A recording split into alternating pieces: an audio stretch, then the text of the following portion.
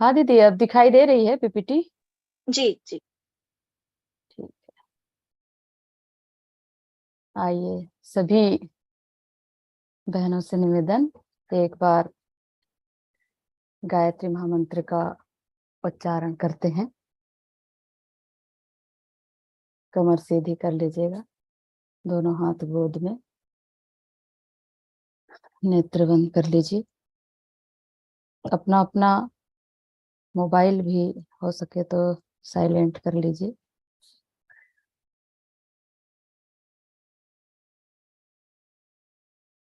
ओम भूर्भुवः स्वः तत्सवितुर्वरेण्यं भर्गो देवस्य धीमहि धियो यो नः प्रचोदयात्। ओम गुरुर्ब्रह्मा गुरुर्विष्णुः गुरुरेव महेश्वरः गुरुरेव परब्रह्म तस्मै श्री गुरुवे नमः। तस्मै श्री गुरुवे नमः। सभी सामान्य स्थिति में बैठ जाएंगे। परम पूज्य गुरुदेव, परम वंद्य माता जी एवं समस्त ऋषि सत्ताओं के सूक्ष्म उपस्थिति, सूक्ष्म संरक्षण को हम नमन करते हुए साप्ताहिक चलाए जा रहे ऑनलाइन माँ की पाठशाला में जुड़ी आप सभी गर्भवती बहनें, हमारे वरिष्ठ कार्यकर्ता बहनें जो आप सभी जुड़ी हुई हैं, आप सभी को इस क्लास में हम अभिनंदन करते हैं, आप सभी का स्वागत करते हैं। आज का जैसे कि प्रचार में आपने देखा होगा, सुना, पढ़ा भी होगा कि आज का विषय हमारा गायत्री और यज्ञ का गर्भस्थ शिशु पर क्या प्रभाव पड़ता है।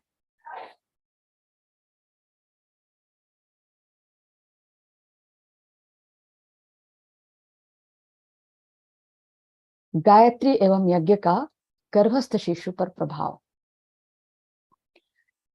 एक बात इससे पहले हम जानना चाहेंगे, आपको बताना चाहेंगे कि पिछली कक्षाओं में हमने देखा, कई बार सुना एक बात, एक वाक्य बार बार, कि गर्भवती माता की जो दिनचर्या है, उसकी जो सोच विचार है, उसकी गतिविधियां हैं, उसकी कल्पना है, उसका रहन सहन, इन सब का गर्भस्थ शिशु पर बहुत ही गहरा प्रभाव पड़ता है।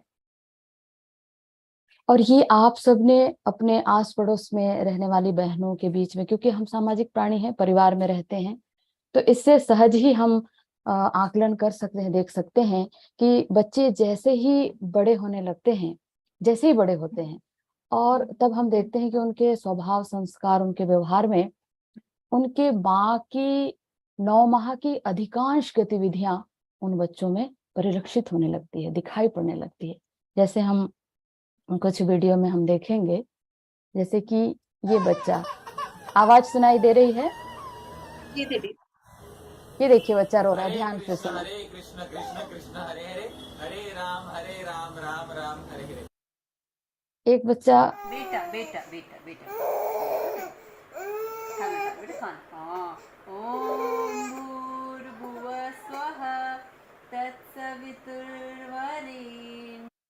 तो मंत्रों का संबंध इनका पिछले गर्भावस्था के समय से इनका संबंध रहा है, परिचय पाए हैं गर्भावस्था से ही।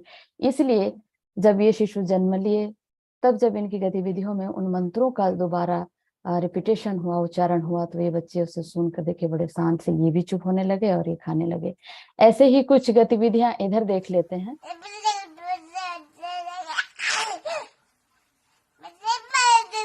ये देखिए, ये अभी साहब बिस्तर में है, लेकिन फोन में कैसे बात किया जाता है और किस तरीके से उत्साह के साथ बातें होती है, इसके बारे में इनको कहाँ से परिचय मिला।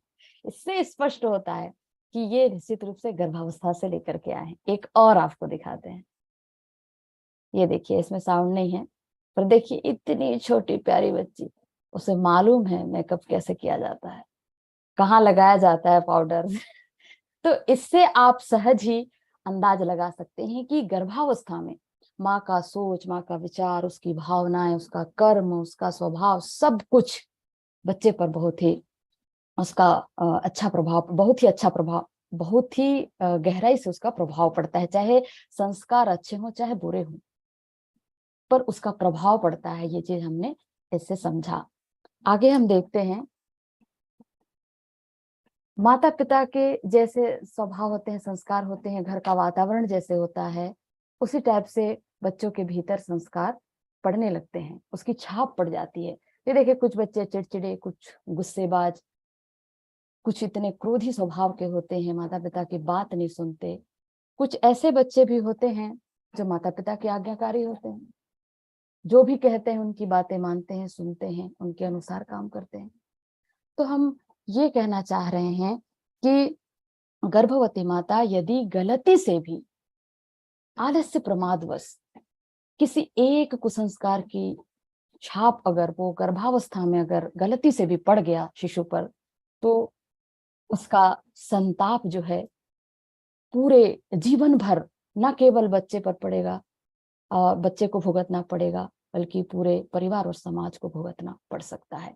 इसलिए निवेदन है कि गर्भावस्था का ये सुनहरा अवसर बहुत ही सतेज रह करके, जागरूक रह करके आप सभी गर्भवती बहनें इसको एंजॉय करें और श्रेष्ठ गुणों की स्थापना करें। और ये तो निश्चित ही है कि श्रेष्ठ गुणों की स्थापना, इससे स्पष्ट हो जाता है कि गर्भावस्था सबसे महत्वपूर्ण है, जिस समय श्रेष्ठ गुणों की स्थापना हम कर सकते हैं। जैसे कंप्यूटर को असेंबल करते समय जिस जिस प्रकार के सॉफ्टवेयर उसके ऑपरेटिंग सिस्टम में इंस्टॉल कर दिए जाते हैं, कंप्यूटर उसके बाद वैसे ही कार्य करने लगता है। ठीक उसी प्रकार जब एक शिशु का, एक मनुष्य का निर्माण की प्रक्रिया जब गर्भावस्था में चल रही होती है, एक अच्छा इंसान बनाने का प्रयास किया जा रहा होता है या उसका प्रोसेस चल रहा होता है, तो उस समय यदि माता पिता, जिसे हम जेनेटिक इंजीनियर कहते हैं, वे सचमुच जेनेटिक इंजीनियर की भूमिका निभाते हैं यदि वो इस प्रकार के श्रेष्ठ गुणों की स्थापना करते हैं। तो निवेदन ये करना चाह रहे हैं कि इस समय जिस प्रकार कंप्यूटर में चीजें हम प्रोसेसिंग इंस्टॉल कर देते हैं, जब उसका असेंबल कर रहे होते हैं उस समय उसके ऑपरेटिंग सिस्टम में, वैसे ही इसके ऑपरेटिंग सिस्टम में ही भी, ब्रेन में भी, जब तीसरे चौथे माह में इसकी ब्रेन की जो प्रक्रिया है निर्माण की, वो बहुत तेजी से जब विकसित हो रहा होता है, उस समय यदि गर्भवती माताएं अगर उसके गुण कर्म स्वभाव का निर्माण कर दें, तो निश्चित रूप से इस शिशु का जीवन पूरा उसी के तरीके से आगे बढ़ता हुआ चला जाता है और पूरे जीवन भर उसकी जो थॉट प्रोसेस है, चिंतन है, विचार है, काम करने का तरीका है, सोचने का तरीका, समस्याओं के समाधान करने का तरीका, ये सभी चीजें शिशु का फिर आगे उसके जीवन में वैसे ही चलने लगता है। तो ये कब सही होगा? ये गर्भावस्था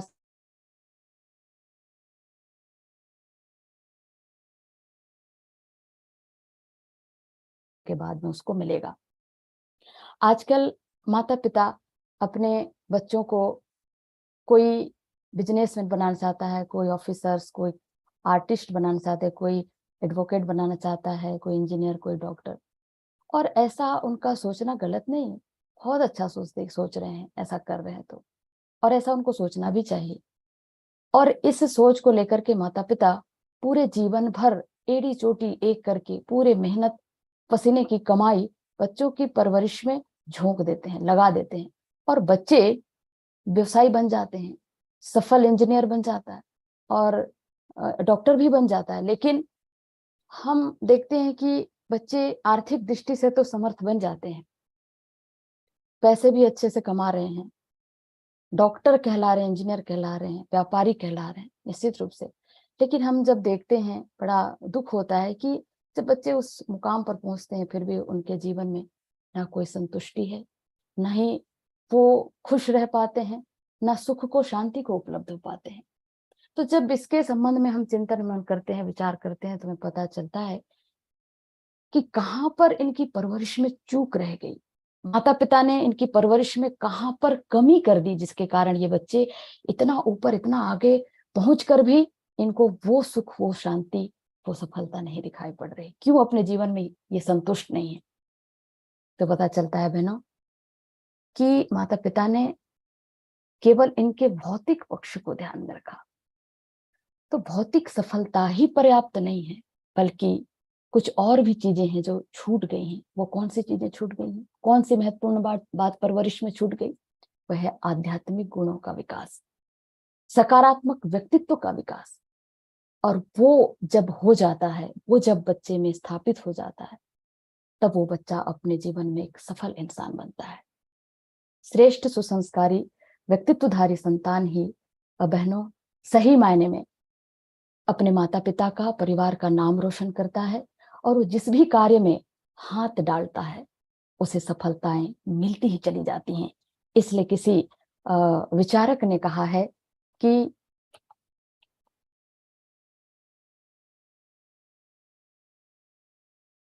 सब निर्माणों से ऊपर है मनुष्य का निर्माण। किसी विचारक ने कहा कि सब निर्माणों से ऊपर है मनुष्य का निर्माण, और इसके अभाव में हिंसक पशु से भी खतरनाक बन जाता है इंसान। केवल हॉस्पिटल, बिल्डिंगें, रोड ही बनाते रहे, इंसान का निर्माण नहीं हो पाया, तो वो जितने हमने निर्माण किए हैं उसका सही उपयोग हम नहीं कर पाएंगे। इसलिए इस सब निर्माणों से पहले जरूरी है श्रेष्ठ इंसान का निर्माण किया जाए। मनुष्य के रूप में दिखाई जरूर देते हैं आजकल के संतान, पर उनकी प्रवृत्तियां आप देखो तो पशु जैसी दिखाई पड़ती हैं। अधिकांश आप देखेंगे तो आपको पता चलता है। तो गायत्री परिवार के माध्यम से इंसान बनाने की तैयारी की जा रही है, और इसमें आप लोग इस राष्ट्र के नवनिर्माण में, मनुष्य के निर्माण में, मनुष्य के नस्ल को सुधारने में, बदलने में आप सबकी बड़ी महत्वपूर्ण भूमिका है। आप सभी इसे बड़े जागरूकता के साथ में इस कार्य को आप करें। ये वास्तव में युग निर्माण का बहुत बड़ा कार्य है। श्रेष्ठ व्यक्तित्व का निर्माण हम गर्भावस्था से ही करें। चिंतन, चरित्र, व्यवहार में उत्कृष्टता का समावेश होगा, तभी बहनों बच्चे का समग्र दृष्टि से उसका निर्माण हो पाएगा और हर दृष्टि से वो सफल हो सकेगा। तो इन्हीं सभी आध्यात्मिक गुणों के विकास में गायत्री और यज्ञ का बहुत ही महत्वपूर्ण स्थान है। ये उनके समग्र व्यक्तित्व के समग्र सभी पक्षों को प्रभावित करते हैं। तो हम देखेंगे आज गायत्री और यज्ञ हमारे गर्भस्थ शिशु के लिए, पूरे जीवन के लिए, हम सभी मनुष्यों के लिए ये किस प्रकार लाभदायी है, और इसे किस प्रकार किया जाता है, और इसका क्या विज्ञान है, हम लोग समझने का प्रयास करेंगे। आप सबने गायत्री मंत्र के बारे में पहले भी सुन रखा होगा। इसकी महत्ता के संबंध में, महामंत्र जितने जग माही को गायत्री समनाहि, सुमिरत हिय में ज्ञान प्रकाश है, आलस पाप अविद्या नाश है। स्मरण करने मात्र से ही हृदय में शांति की स्थापना हो जाती है, आलस्य प्रमाद दूर होने लगता है। ऐसा गायत्री मंत्र है। संततिहीन सुसंतति पावे सुख संपत्ति युत मोद मना, अष्ट सिद्धि नवनिधि की दाता, सब समर्थ गायत्री माता। ये सभी संभव हो सकते हैं। थोड़ा इसका विज्ञान को समझ लें, और इसके कुछ सूत्र हैं, नियम हैं, उनको अगर हम जान लेते हैं, समझ लेते हैं, तो गायत्री साधना हमारी भी सफल होगी। तो आइए हम आगे बढ़ते हैं।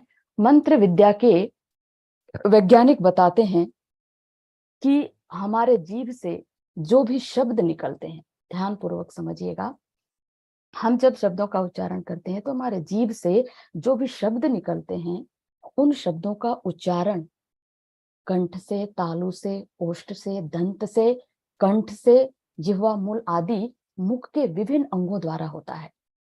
और इन अंगों के नाड़ी तंतु हमारे पूरे शरीर में फैले हुए होते हैं, और इस फैलाव क्षेत्र में असंख्य सूक्ष्म नस नाड़ियां भी होती हैं। तो ये नाड़ियां, कुछ नाड़ियां तो आपको पता है, जैसे कि हाइपोथैलेमस है, जिसको अंतःस्रावी नियमन का सर्वोच्च कमांडर माना जाता है। थैलेमस आपके अंदर मस्तिष्क में बहुत सारी जानकारी आती है, लेकिन किसे ध्यान में रखे, इसका ये काम करता है। पिट्यूटरी ग्लैंड के बारे में आप जानते हैं, थायराइड ग्रंथि के बारे में आप जानते हैं। तो ये ग्रंथियां हैं जो उस फैलाव क्षेत्र में, नाड़ी तंतु फैलाव क्षेत्र में वो होते हैं। तो ये कुछ आज का विज्ञान कुछ इसे खोज पाया, लेकिन कुछ और भी बहुत सारी अदृश्य दिव्य ग्रंथियां भी हमारे शरीर के अंदर हैं, जैसे हमारे ऋषियों ने ढूंढा था, जैसे कि इड़ा पिंगला सुषुम्ना नाड़ी है, ब्रह्मा विष्णु रुद्र ग्रंथि है, पंचकोश हैं, षट चक्र है। तो ये बहुत ही कहना चाहिए कि हमारा जो शरीर है ये शक्ति पुंज है, इसके अंदर ये शक्तियों का खजाना है, ये भंडार है। तो सरते इसको समझ लें। तो इन शक्तियों को जागृत कैसे करते हैं? तो शक्तियों को जागृत करने के लिए ऊर्जा चाहिए। और ऊर्जा कहाँ से मिलेगी? ऊर्जा मंत्र ही एक ऐसा सरल और सहज पथ है जो ऊर्जा को जन्म दे सकता है। और यही ऊर्जा उन शक्ति केंद्रों को जगाता है। क्या करता है? इसका विज्ञान क्या है? जब हम गायत्री मंत्र का उच्चारण करते हैं तो उच्चारण के साथ में एक लहर, तरंग, साउंड, ध्वनि निकलती है। और वो तरंगे जब नाड़ी तंतुओं के माध्यम से प्रवाहित होते हुए वो इन ग्रंथियों से जाकर के टकराती हैं, और टकराव के कारण विस्फोट के साथ में ऊर्जा को जन्म देती हैं। और ये ऊर्जा उन ग्रंथियों के पीछे छुपी हुई शक्तियों को जागृत करती हैं। ये उसका विज्ञान है। तो कई गर्भवती बहनें हमें कहते हैं कि हमें 5 बार गायत्री मंत्र जपने से चलेगा क्या? 10 बार, 12 बार जपने से चलेगा क्या? 3 बार तो मैं रोज जपती हूँ। तो यहाँ पर समझने वाली बात ये है कि जैसे कि आपने जिनेमिक इम्प्रिंटिंग के बारे में आपने सुना था कि जैसे ही आप किसी चीज को, किसी वस्तु, धातु को लेकर के किसी दूसरे धातु से आप ऐसे पीटते हैं तो उस पर छाप पड़ जाती है। वैसे ही जब बार बार पीटते हैं तब उसमें उसका छाप दिखाई पड़ता है। एक बार में उतना समझ में नहीं आता। इसलिए जब वैसे ही मंत्रों को हम बार बार जब रिपीट करते हैं तो तरंगे बराबर प्रवाहित होती हुई जाती हैं और नस नाड़ियों के माध्यम से उन ग्रंथियों से जाकर टकराती हैं और बार बार टकराव के कारण विस्फोट के साथ ऊर्जा को जन्म देती हैं। और वो ऊर्जा फिर उसके भीतर जो सोई हुई शक्तियां हैं उनको जगाती है। तो गायत्री मंत्र का जो गठन है और उसके अक्षरों का जो गुंफन है बहनों, इसी आधार पर किया गया है। गायत्री मंत्र में 24 अक्षर होते हैं। तत्सवितुर्वरेण्यम भर्गो देवस्य धीमहि धियो यो न प्रचोदयात् से आप जोड़ेंगे तो 24 अक्षर हैं। तो इन 24 अक्षरों का संबंध शरीर के उन 24 ग्रंथियों के साथ है जो जागृत होने पर श्रेष्ठ गुणों को और सद्बुद्धि को सतेज करती है। ये अलग अलग अक्षर के हिसाब से अलग अलग ग्रंथियां और शक्तियां हैं, जैसे कि तापिनी, सफला, विश्वा, तुष्टि, वरदा, रेवती, सूक्ष्मा, ज्ञाना, भर्गा, गोमती, देविका, वराही, सिंहिनी, ध्याना, मर्यादा, मेधा, स्फुटा, योग माया, योगिनी, धारिणी, प्रभुआ, उष्मा, दृश्या, निरंजना। निरंजना ये याद शब्द से मिलता है ये। और इसके भीतर कौन सी शक्ति है? ये हर एक अक्षर के बाद जो जितना हमने अभी नाम आपको पढ़ा ये सभी ग्रंथियां हैं और हर एक ग्रंथि के साथ में उनके साथ में शक्तियां जुड़ी हुई हैं, जैसे कि सफलता, पराक्रम, पालन, कल्याण, योग, प्रेम, धन, तेज, रक्षा, बुद्धि, निष्ठा, दमन, धारणा, प्राण, संयम, तप, दूरदर्शिता, जागृति, उत्पादन, सरसता, विवेक, आदर्श, साहस और सेवा। तो इस प्रकार से जो हमारे भीतर शक्तियां हैं वो इन मंत्रों के उच्चारण से जागते हैं। इसलिए बार बार जपने की आवश्यकता पड़ती है ताकि झकझोर करके उन ध्वनि तरंगों के माध्यम से इन शक्तियों को जगाया जाता है। तो गायत्री मंत्र का गठन और गुंफन इसी आधार पर हुआ है। और हम देखते हैं सामान्य जो दिनचर्या में भी, वार्तालाप में भी आप देखते हैं शब्दों का ध्वनि प्रवाह कितना पावरफुल होता है। किसी को अगर हम अपमानजनक शब्द कह देते हैं तो किस तरह झगड़ा हो जाता है हमारे साथ में, अनबन हो जाती है। घर परिवार में आप प्रयोग करिए और कर रहे हैं, सबको पता है। द्रौपदी ने कह दिया था अंधों के अंधे होते हैं, महाभारत खड़ी हो गई थी, आप सभी जानते हैं। और किसी को प्रोत्साहन भरे शब्द कह देते हैं, किसी का जन्म दिवस है, विवाह दिवस है, या किसी के कार्य की प्रशंसा आप करते हैं तो वो व्यक्ति कितना गदगद हो जाता है और अपने भीतर की सोई हुई शक्तियों को जगाने का प्रयास करता है। वो अपने आप को बहुमूल्य समझता है क्योंकि उसको समझना भी चाहिए। तो वो जब आप प्रोत्साहन भरे शब्द कहते हैं तो वो ज्यादा अपने आप को समझता है और आगे बढ़ने का प्रयास करता है, लोगों का जीवन बदल जाता है। जब विवेकानंद कहते हैं उठो, जागो, साहसी बनो, वीर्यवान हो, समस्त उत्तरदायित्व अपने कंधे पर लो, विश्वास करो कि तुम संसार के सबसे महत्वपूर्ण व्यक्ति हो, तो फिर लाखों साधक चल पड़ते हैं उस रास्ते पर। ये शब्दों का प्रवाह है। शब्दों का प्रवाह, शब्दों का जो ध्वनि प्रवाह है, ये तुच्छ नहीं है। शब्द को ब्रह्म कहा गया है। पूरी सृष्टि का संचालन बहनों शब्द तत्व द्वारा हो रहा है। शब्द ब्रह्म, नाद ब्रह्म आपने सुना होगा। तो इसलिए जो भी हम मुख से उच्चारण करते हैं उसका बड़ा प्रभाव है और बड़ा महत्व है, और उससे आप अच्छे संबंध स्थापित कर सकते हैं या आप बहुत सारे अपने शत्रु भी पैदा कर सकते हैं। इतनी ताकत शब्दों में है।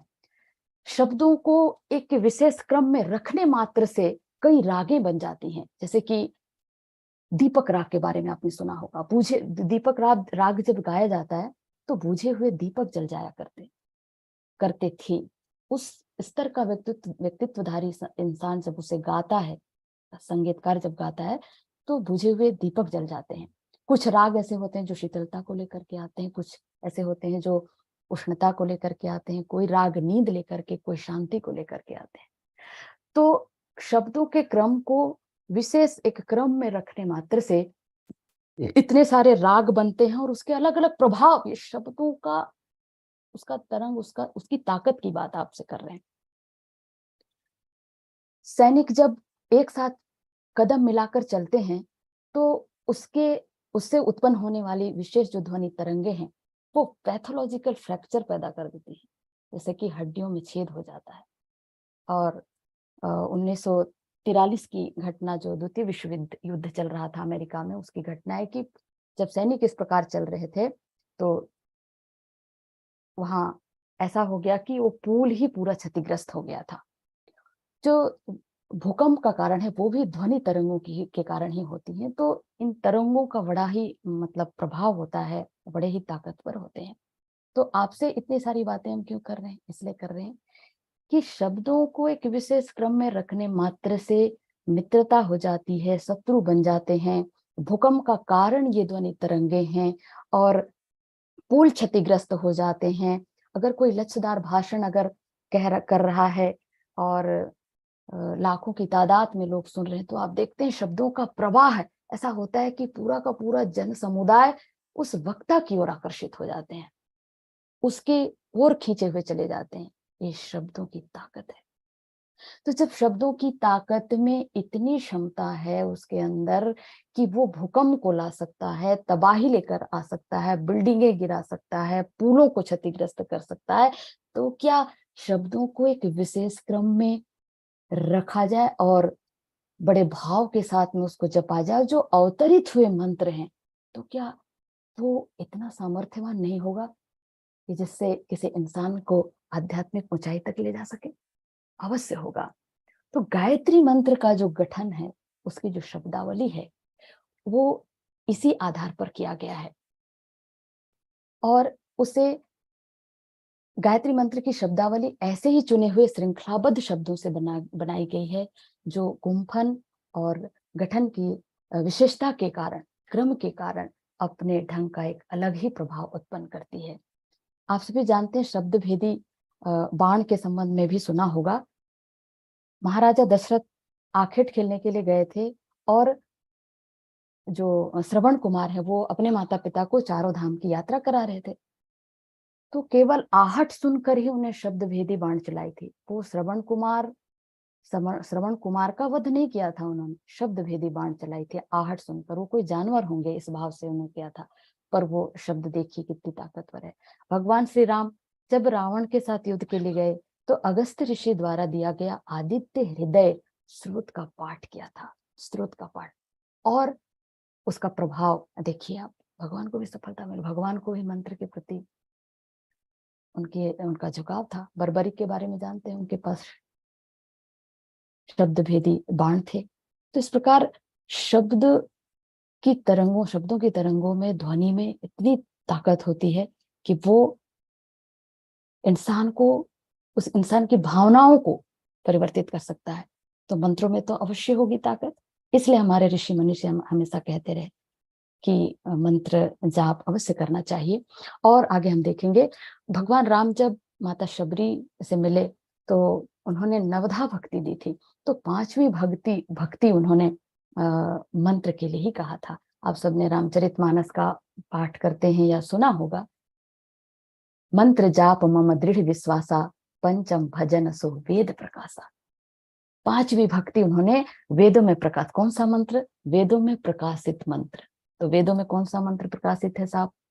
अथर्ववेद में गायत्री मंत्र है, तीसरे मंडल के 62वें सूक्त में मौजूद है, 10वां सूत्र है, 10वां श्लोक है गायत्री मंत्र। विश्वामित्र ने उजागर किया था त्रेता युग में।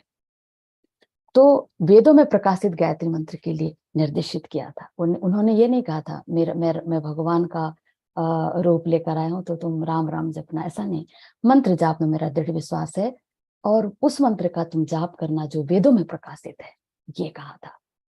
मंत्र को शक्तिशाली बनाता है साधक का श्रद्धा में विश्वास।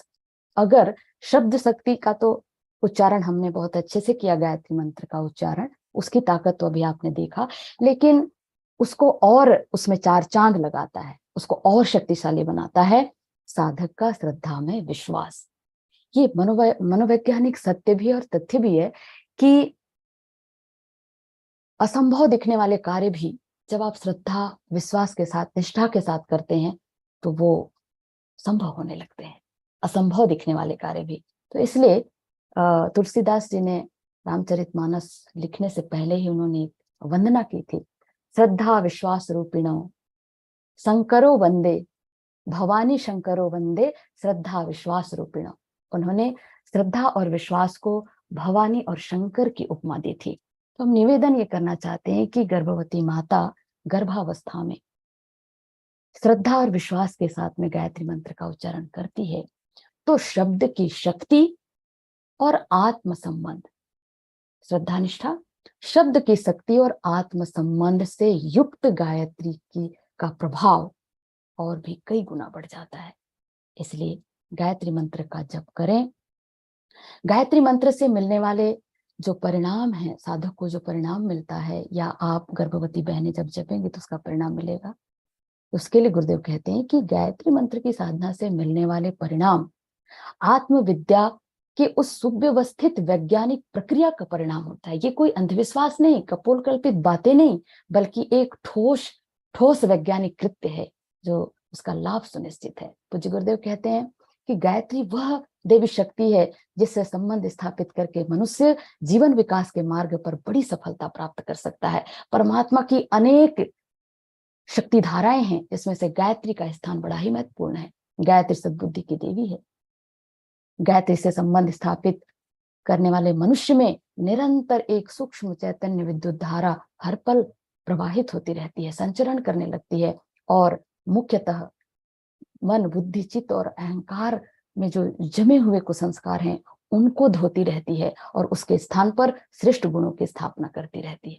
तो इतनी शक्तिशाली मंत्र है। तो हम निवेदन कर रहे थे कि जब इन शिशु का निर्माण, जैसे तीसरे चौथे माह में उसके ब्रेन का जब निर्माण की प्रक्रिया चल रही होती है, ऐसे समय में अगर गर्भवती माता शिशु के मनोभूमि को सुव्यवस्थित, संतुलित, सात्विक और सतोगुणी बनाने के लिए गायत्री मंत्र का उच्चारण करे तो चमत्कारी लाभ आप देखेंगे उसके जीवन में। और एक बात और ध्यान रखने वाली बात है कि जिस व्यक्ति की मनोभूमि जितने अंशों में सुव्यवस्थित होती है, फिर से रिपीट करती हूँ, मनुष्य की मनोभूमि जितने अंशों में सुव्यवस्थित होती है वह व्यक्ति उसी अनुपात में सुखी होता है। इसलिए सद्बुद्धि से सत्कर्म, सत्कर्म से सद्गति, दुर्बुद्धि से दुष्कर्म और दुष्कर्म से दुर्गति सुनिश्चित है। इसलिए गायत्री सद्बुद्धि की देवी है, उसको हमें समझना चाहिए और इस मंत्र विज्ञान को, शब्द शक्ति को समझ करके हमको गायत्री मंत्र का जाप अवश्य करना चाहिए। गायत्री मंत्र के संबंध में ऋषियों का क्या मत है देख लेते हैं। देखिए, महर्षि वशिष्ठ कहते हैं कि मंदमति, कुमार्गगामी और अस्थिरमति भी गायत्री के प्रभाव से उच्च पद को प्राप्त करते हैं, फिर सद्गति होना निश्चित है। महर्षि व्यास जी कहते हैं, जिस प्रकार पुष्प का सार मधु है, दूध का सार घृत है, उसी प्रकार समस्त वेदों का सार गायत्री है। महर्षि विश्वामित्र कहते हैं, गायत्री के समान चारों वेदों में कोई मंत्र नहीं। ऋषियों ने भी कहा है। गायत्री महिमा का गान महापुरुष भी करते हुए थकते नहीं। ये अभी के महापुरुष हैं जो वर्तमान समय के प्रभावशाली व्यक्तियों की विचारधारा केवल धर्म ग्रंथ या परंपराओं पर आधारित नहीं, ये बुद्धिवाद, तर्कवाद और प्रत्यक्षवाद को अपने सभी कार्यों में प्रधान स्थान देते हैं। ऐसे महापुरुष भी गायत्री महिमा का गान किए हैं। देखिए, यहाँ पर महात्मा गांधी कह रहे हैं, गायत्री मंत्र का निरंतर जप रोगियों को अच्छा करने और आत्मा की उन्नति के लिए उपयोगी है। गायत्री का स्थिर चित्त और शांत हृदय से किया हुआ जप आपत्ति काल में संकटों को दूर करने का प्रभाव रखता है।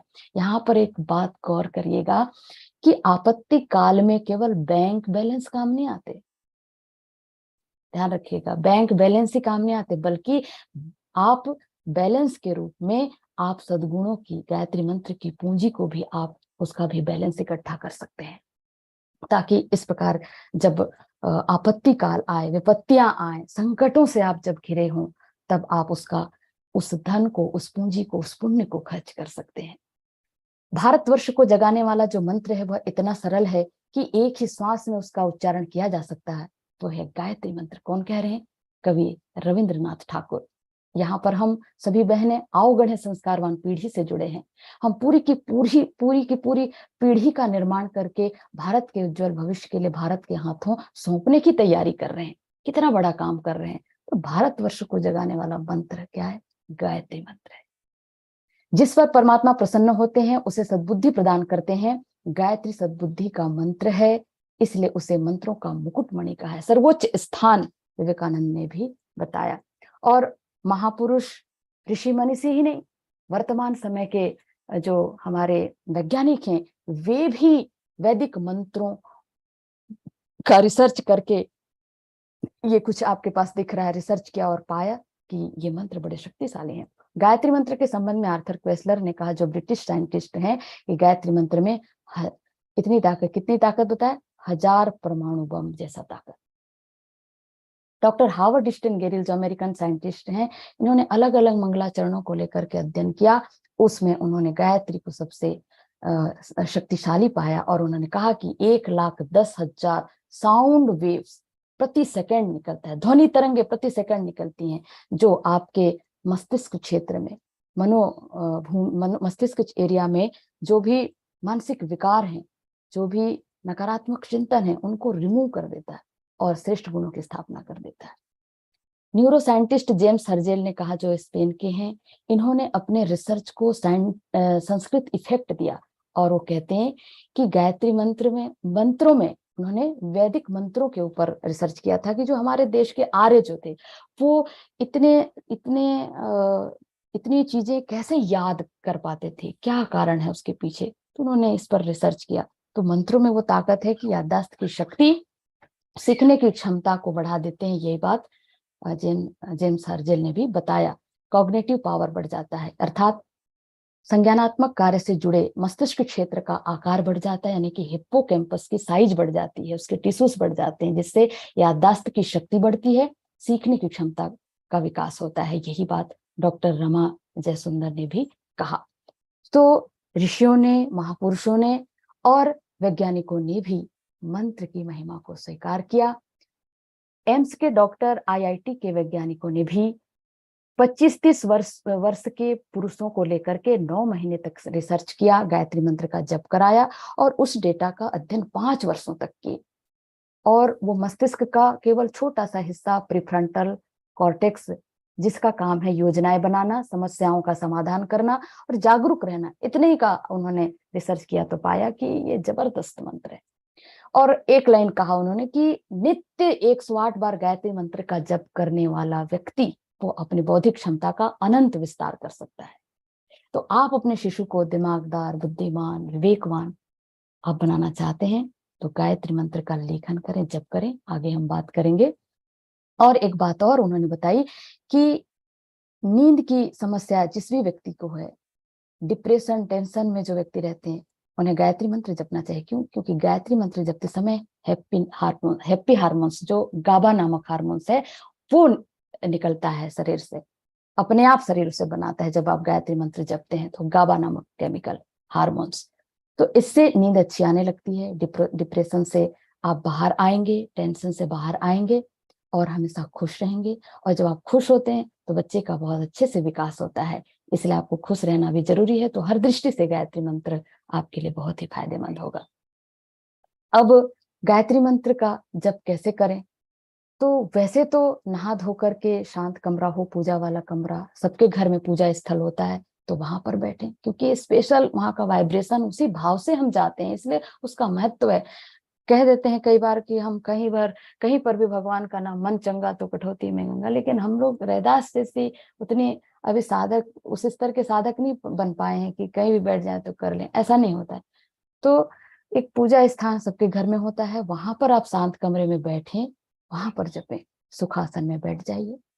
सूर्योदय और सूर्यास्त का समय, ये जो संधि वेला है, बहुत ही अच्छा होता है। अगर आप ब्रह्म मुहूर्त 3 से 5 के बीच का जो समय होता है, ये बहुत ही मतलब अति उत्तम कहना चाहिए, बहुत ही अच्छा होता है।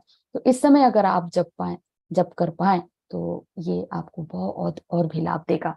शुद्ध उच्चारण हो, क्योंकि शब्द का शक्ति का प्रवाह आपने देखा है, सुना है, और एक निश्चित संख्या आप तय कर लेते हैं तो ये अच्छा रहेगा आपके लिए। नियमितता, निश्चित संख्या, नियत स्थान का जप साधना के संबंध में बड़ा ही महत्व है। तो माला किसका लें? तो जप के लिए आप तुलसी का, चंदन का ले सकते हैं। मंत्र लेखन के संबंध में आपको बताना चाहेंगे कि मंत्र लिखने से, मंत्र लेखन करने से जो मंत्र की शक्ति है वो आत्मा में प्रकाशित हो जाती है। यहाँ पर हमने लिखा, यहाँ पर कुछ चीजें लिखी है, लिखा हुआ है, देखें आप। हवन से मंत्र में प्राण आते हैं, जब से मंत्र जागृत होता है, और लिखने से मंत्र की शक्ति आत्मा में प्रकाशित हो जाती है। तो कहते हैं ना कि आजकल के जो बच्चे हो रहे हैं वो हाइपर एक्टिव बच्चे हो रहे हैं, तो आप चाहते हैं कि उनके अंदर एकाग्रता है, थोड़ी शांति आए, तो आप मंत्र लेखन करें। जब तो करें ही, साथ में आप ऐसा समय दिन का चयन करें। इसके लिए आपको जरूरी नहीं है कि पूजा स्थान पर ही बैठें, ये आप अपने बिस्तर पर या कुर्सी में आराम से बैठ करके लेखन कर सकते हैं। तो लेखन करने से जब से 10 गुना ज्यादा फायदा हमने सुना है, 10 गुना अधिक आपको फायदा मिलता है, क्योंकि आपकी सारी इंद्रियां, सब चीज उसमें आप झोंक देते हैं जब लिखते हैं। कोई भी इधर उधर हुआ तो आप शुद्ध लेख नहीं लिख सकते। तो इसलिए लेखन का भी बड़ा एकाग्रता की दृष्टि से भी बहुत ही फायदेमंद है। तो मंत्र लेखन भी आप करें। आपके पास मंत्र लेखन पुस्तिका होगा तो वो रखें, अन्यथा आपको एक ऐसा रजिस्टर कॉपी भी रख लें और उसमें भी लिखें, पर आप लिखें। अब हम समझते हैं, ये तो हो गया गायत्री के बारे में।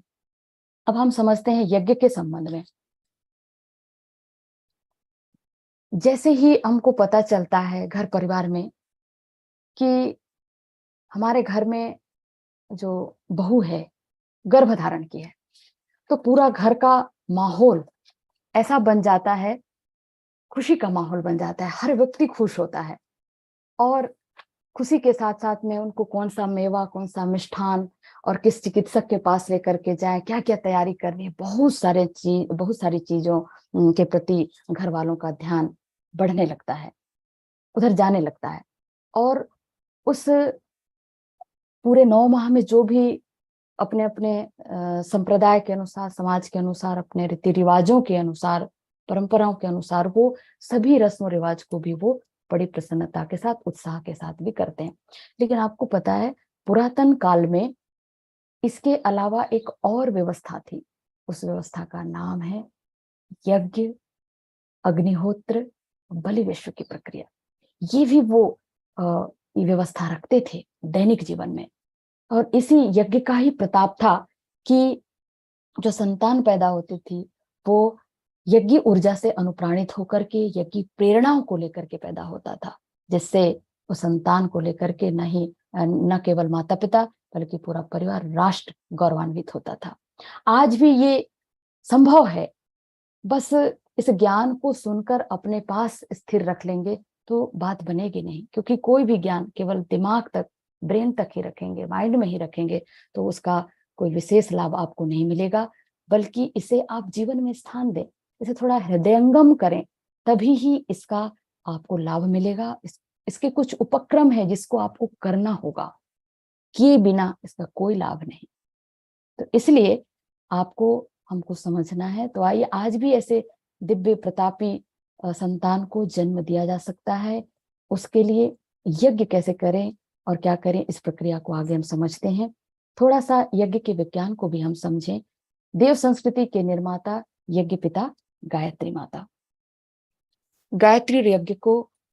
गायत्री को सद्बुद्धि और यज्ञ को सत्कर्म का पिता कहा गया है, आप सभी जानते हैं। ये दोनों ही हमारे अंतरंग बहिरंग जीवन को प्रभावित करते हैं। दोनों का बड़ा ही युग्म है। अगर आप गायत्री अनुष्ठान करते हैं तो दशांश में अगर आप होम नहीं करते तो आपका अनुष्ठान पूर्ण नहीं माना जाता। और आप देखते हैं कि जैसे जितने भी संस्कार हमारे जीवन काल में होते हैं वो सभी यज्ञ के सानिध्य में ही होता है। गर्भावस्था से लेकर के पूरे मृत्यु पर्यंत, मृत्यु के बाद भी जितने संस्कार होते हैं सभी यज्ञ के सानिध्य में ही होते हैं। अगर ये कहा जाए कि यज्ञ के बिना भारतीय संस्कृति की कल्पना भी नहीं की जा सकती तो ये अतिशयोक्ति नहीं होगी। तो हमारा जीवन क्रम पूरा यज्ञ के सानिध्य में होता है, क्योंकि हम जो भी कुछ करते हैं, ये हम अभी आगे देखेंगे, जो कुछ भी हम करते हैं ये सभी यज्ञ प्रेरणा से ही हम सभी प्रेरित होकर के कर रहे हैं। जितने भी दुनिया में श्रेष्ठ कार्य होते हैं सभी यज्ञ की श्रेणी में आते हैं। तो सारे संस्कार यज्ञ के सानिध्य में ही संपन्न होते हैं। भारतीय संस्कृति में यज्ञ अगर ना हो तो भारतीय संस्कृति पूर्ण नहीं हो सकती। यज्ञ के दो पक्ष आपके बीच में हम रखना चाहेंगे। एक पक्ष है ज्ञान का और दूसरा है विज्ञान का। ज्ञान पक्ष में उसका दर्शन, उसके शिक्षाएं, प्रेरणाएं और उसका सिद्धांत आता है, और विज्ञान पक्ष में कुछ कर्मकांड और उससे जुड़े हुए लाभ आते हैं। तो आइए देखते हैं हम उसका ज्ञान पक्ष।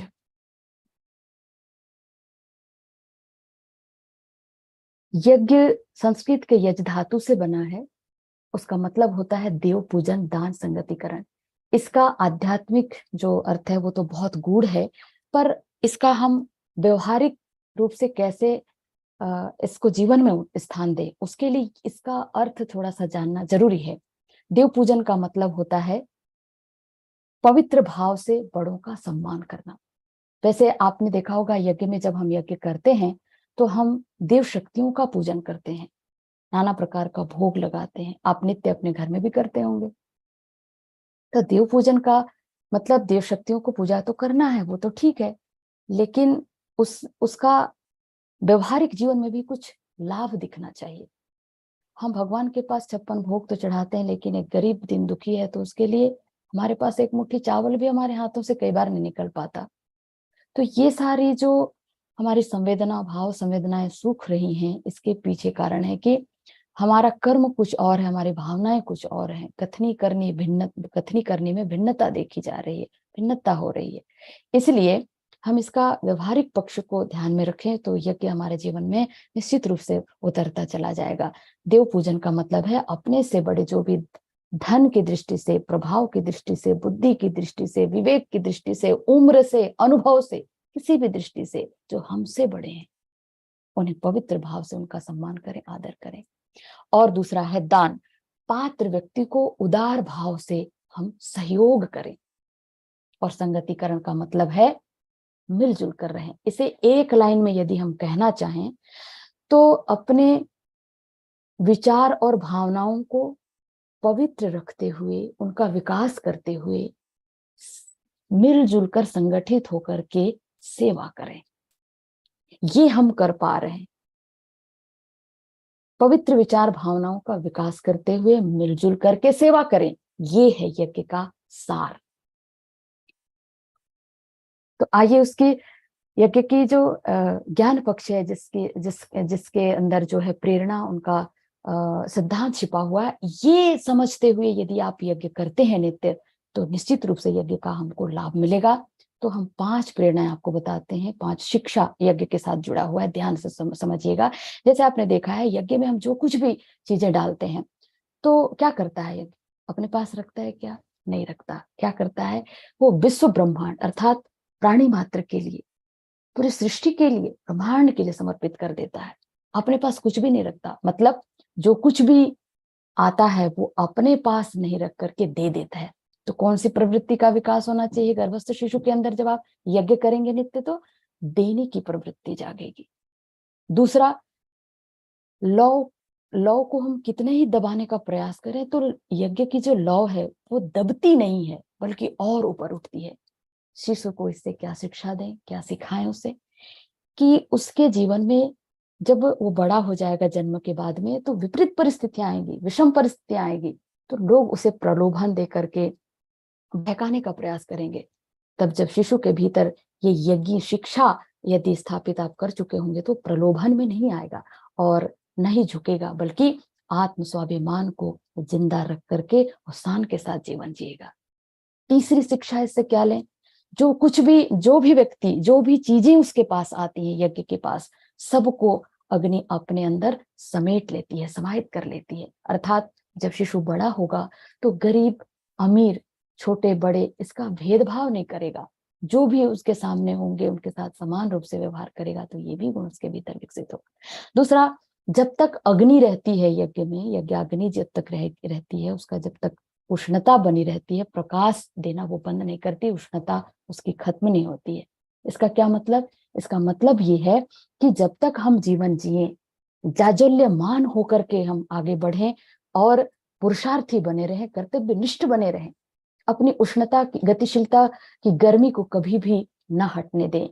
ये शिक्षा हम इस यज्ञ के साथ में हम बच्चे को सिखाते चलेंगे तो ये गुण उसके भीतर विकसित होता हुआ चला जाएगा। और एक अंतिम शिक्षा, आपने देखा है यज्ञ किया भी होगा, कई बार आप किए होंगे, तो लास्ट में यज्ञ का क्या होता है? एक भस्म की ढेर बन जाती है, पूरा राख हो जाता है।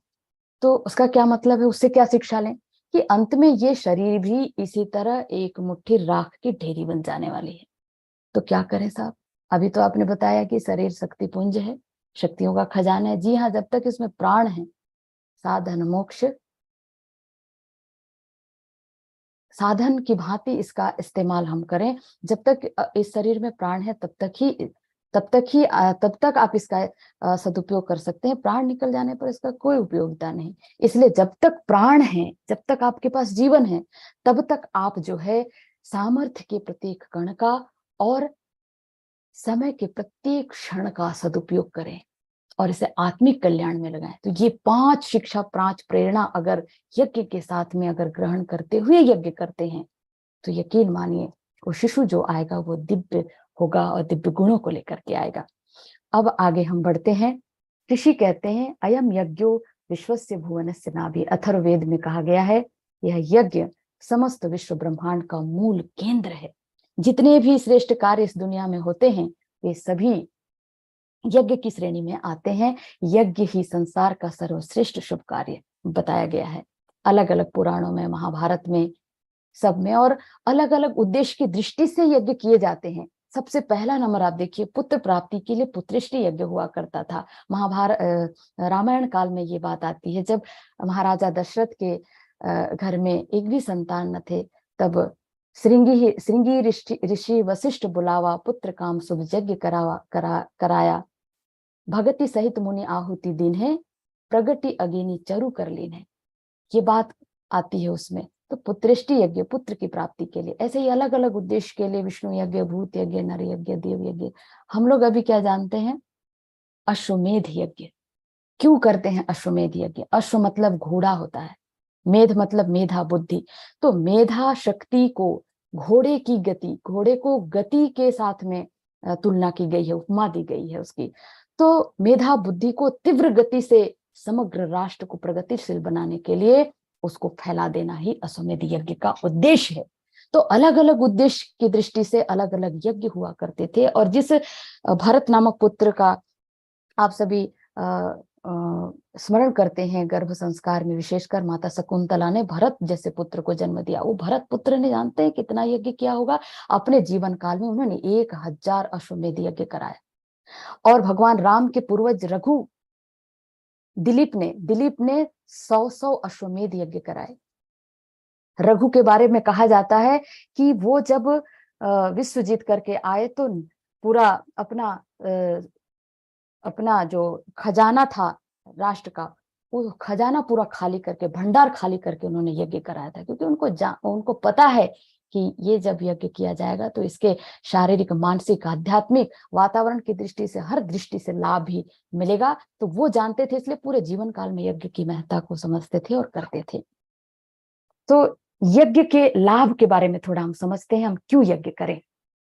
पूज्य गुरुदेव कहते हैं कि हवन की हुई किसी औषधि का कोई भी तत्व किसी भी प्रकार नष्ट नहीं होता, वे सारे के सारे अपनी पूरी शक्ति के साथ विस्फुटित होकर वायुमंडल में मिल जाते हैं। ये परम पूज्य गुरुदेव कह रहे हैं। फ्रांस के वैज्ञानिक डॉक्टर टेस्किन कहते हैं कि गौघृत का हवन करने से रोग के कीटाणु नष्ट हो जाते हैं।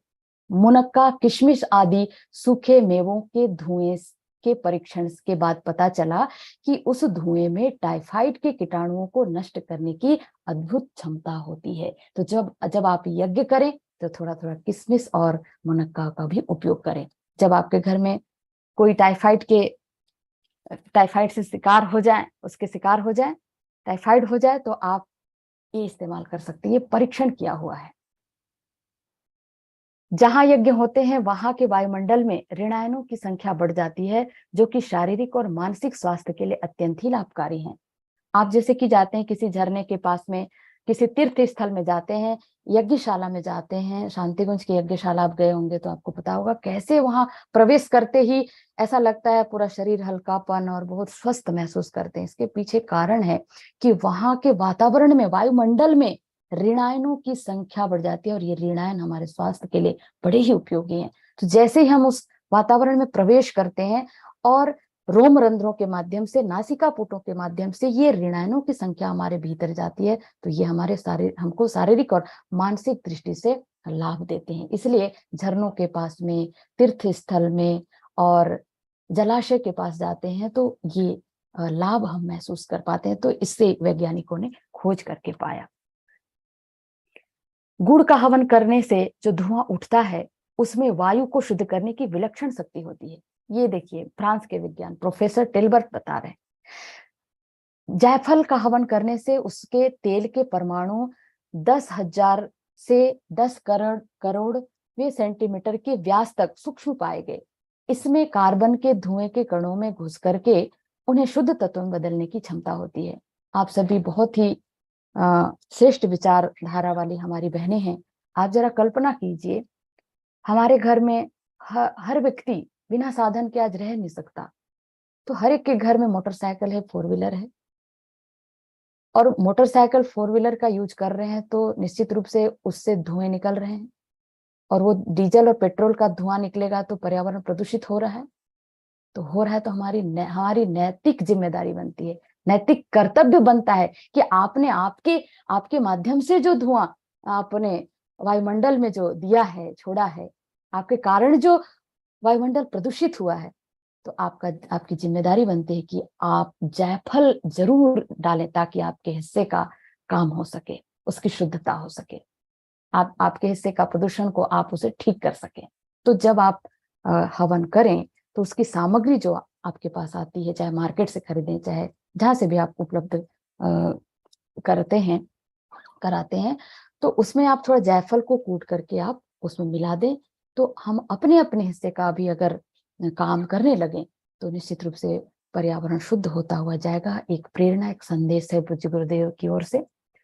दूसरा, जब आप यज्ञ करते हैं, आपको पता होनी चाहिए कि इस वक्त वैज्ञानिकों का शोध है कि अभी जो वर्षा होती है वो अम्लीय वर्षा हो रही है, और अम्लीय वर्षा खतरनाक है। किसके लिए? पशु पक्षी के लिए, कृषि के लिए, वनस्पति जगत के लिए, प्राणी जगत के लिए, सबके लिए खतरनाक है। तो क्या करें? तो सब लोग प्रतिदिन थोड़ा थोड़ा अपने हिस्से का अगर यज्ञ करने लगे तो उससे क्या होगा? वायुमंडल में एक लेयर बन जाएगा, और जब उस लेयर से होकर के, उस परत से होकर के जब वर्षा होगी तो वो क्षारीय वर्षा होगी, और वो क्षारीय वर्षा हम सब के लिए कल्याणकारी होगी। तो यज्ञ करना हम सब के लिए बहुत ही जरूरी है, सामाजिक दृष्टि से, आर्थिक दृष्टि से, और स्वास्थ्य की दृष्टि से, पर्यावरण की दृष्टि से, हर दृष्टि से यज्ञ जैसा श्रेष्ठ कार्य इस दुनिया में और कुछ है ही नहीं। गौघृत से हवन करने पर ऑक्सीजन उत्पन्न होता है। एक जगह हमने पढ़ा था, 1 तोला घी की आहुति जब आप आहूत करते हैं तो 100 किलो ऑक्सीजन पैदा होता है। तो जैसे जहां पर यज्ञ करते हैं तो वहां पर क्यों ऋषि मुनि से हमें प्राणायाम के लिए प्रेरित करते? क्योंकि वहां पर ऑक्सीजन लेवल बढ़ चुका होता है। तो जब आप श्वास लेते हैं तो वो शुद्ध प्राणवायु और जड़ी बूटियों से युक्त यज्ञ धूम्र हमारे नासिका पुटों के माध्यम से भीतर जाता है और हमें स्वास्थ्य लाभ देता है। और आपको पता है, गुरुदेव किताब गायत्री यज्ञ का विज्ञान, ज्ञान विज्ञान नामक किताब में लिखा है कि जड़ी बूटियों को जब हम आहूत करते हैं तो इसके धूम्र को जब हम प्राणायाम के माध्यम से भीतर लेते हैं तो इनकी पहुंच डीएनए तक है, जीन्स तक है, उसकी क्वालिटी को बढ़ा देते हैं। इतनी क्षमता इन यज्ञों में है और अलग अलग उद्देश्य के लिए भी यज्ञ करते हैं, आपको आगे बताएंगे। यज्ञ वातावरण का परिष्कार, वातावरण आज दूषित हो गया है, सबका चिंतन कितना निकृष्ट होता हुआ चला जा रहा है, स्वार्थी मनोभूमि लेकर व्यक्ति जी रहा है, केवल मैं मेरा इतने ही तक व्यक्ति सीमित हो गया है। ऐसे समय में बहनों, जब आप घर में यज्ञ करेंगे तो एक तो बच्चा का चिंतन भी, शिशु का चिंतन भी उत्कृष्ट होगा, साथ में परिवार में सद्भावनाएं बढ़ेंगी, सहयोग की वृत्तियां जागेगी, एक दूसरे का सम्मान करेंगे और सामाजिक समरसता भी बनी रहेगी। और इन्हीं दिव्य गुणों के विकास के साथ ही मनुष्य नरमानव, देवमानव, महामानव बनता हुआ चला जाता है, उसकी आध्यात्मिक उन्नति होती है और वो अपने जीवन में सुखी होता है। तो यज्ञ के ढेरों लाभ हैं। वर्तमान समय में होमा फार्मिंग के माध्यम से, नाम से विदेशों में भी यज्ञ हो रहा है।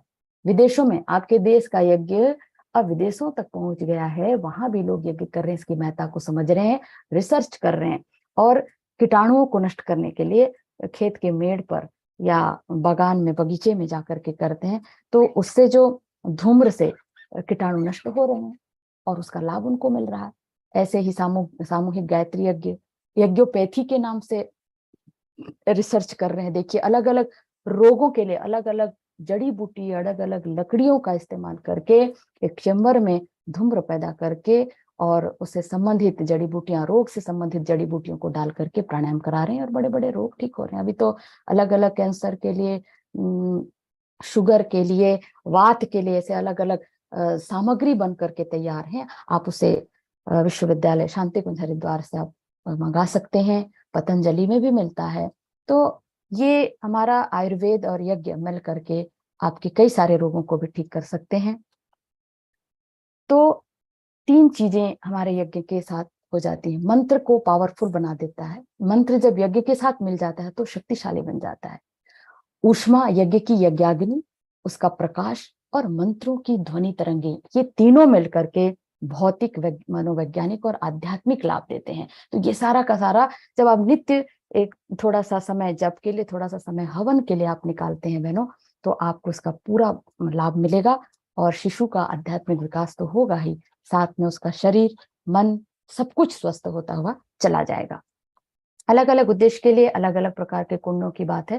तो ये दैनिक हवन के लिए, अब हमारी गायत्री परिवार से जुड़ी हुई अगर बहनें गर्भवती हैं और उनको यज्ञ आता है तो गायत्री हवन विधि नामक एक छोटी सी किताब आप देख रहे हैं स्क्रीन पर, इसके माध्यम से आप यज्ञ कर सकते हैं। इसके लिए ये 5 काष्ठ पात्र होते हैं, पूजा रोली मोली, यहाँ अक्षत पुष्प रखा हुआ है। इस प्रकार चौकोन मेखला का उपयोग हम यज्ञ के लिए करते हैं। तांबे का कुंड हो तो और भी अच्छा है।